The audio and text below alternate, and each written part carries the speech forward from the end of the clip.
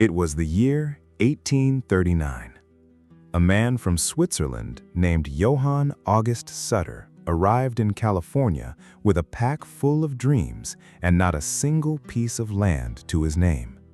In those days, California was still part of Mexico, a land sleeping beneath the sun, far from the eyes of the world. Sutter went before the governor and said, "I want to build a colony here." The governor replied, "First, become a citizen of Mexico, then come back." So he did. He returned, acquired land, built a fortress of adobe, and named it New Helvetia in honor of his mountainous homeland. The years passed, his herds multiplied, wheat fields flourished, and without realizing it, Sutter found himself standing on the threshold of an event that would split history in two. Then, in 1848, a man from New Jersey arrived at his fort, a carpenter named James Marshall. Together, they formed a partnership to build a sawmill at a remote place called Coloma, along the South Fork of the American River.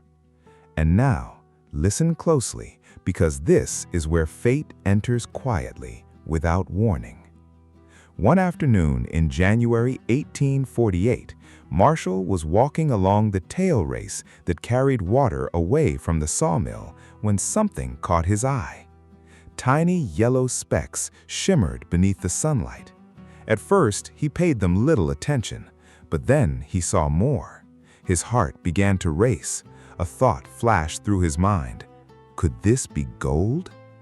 He picked up a larger piece. He weighed it in his hand, bit into it with his teeth, placed it on a rock, and struck it with another stone. It dented slightly, but it did not shatter. It was soft, not brittle. That evening at dinner, he remained silent until, at last, he quietly said, "Boys, I think I've found a gold mine." One of the men laughed. "I don't think so," he said. "We're not that lucky." But Marshall refused to let it go. At first light the next morning, he returned to the channel and found more gold. Mounted on his horse, soaked by rain, splattered with mud, and trembling with excitement, he galloped back to Sutter's fort. He shut the door behind him, lowered his voice so no one else could hear, and emptied his small pouch onto the table. At first, Sutter didn't believe him, but after testing the metal with acid and after placing silver coins on one side of a balance and the yellow metal on the other, before lowering both into a bowl of water and seeing the yellow metal sink lower, there was no longer any doubt. It was gold. Sutter, the man who had spent years building a thriving agricultural estate, was horrified. He owned thousands of cattle, thousands of hides in the tanning process, and 2 unfinished mills. He knew that if the secret became public, every one of his workers would abandon their jobs and rush off in search of gold. So he tried to keep the discovery hidden for at least 6 weeks.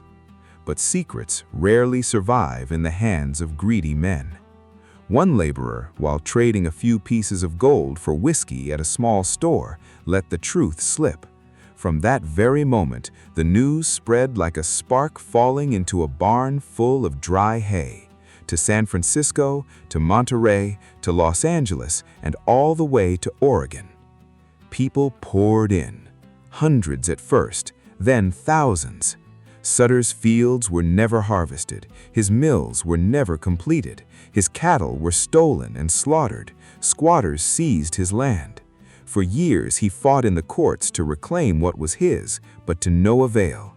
In the end, he survived on a government pension and died in Washington, far from the land he had built with his own hands. And Marshall? Marshall fared no better. Squatters divided up his land among themselves. He wandered for years before finally receiving a small plot of land. There, in poverty and obscurity, among the vineyards he had planted himself, he died forgotten. But the news would not stop. Ships crossed the Pacific from every corner of the world, bound for San Francisco Bay. Wagon trains rolled across endless plains. Bankers and farmers, students and laborers, even women dreaming of fortune, all rushed toward the land of gold. And that is how, my friends, a tiny discovery in the bed of a narrow water channel changed the world forever. It transformed a peaceful farming settlement into chaos, destroyed the lives of two men, and altered the course of an entire continent.